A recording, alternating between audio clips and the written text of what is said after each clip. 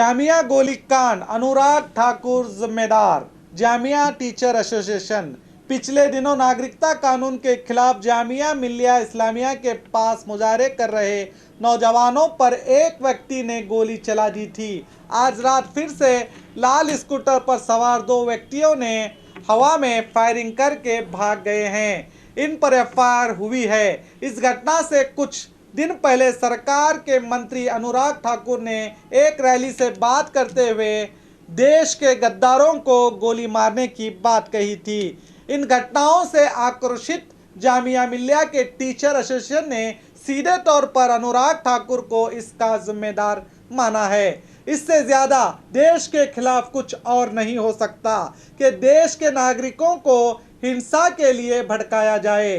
धरना देना, प्रदर्शन करना भारत के सभी नागरिकों का हक है। प्रदर्शन करने वाले लोगों की बात को सुनकर उसका हल निकालने की कोशिश करना।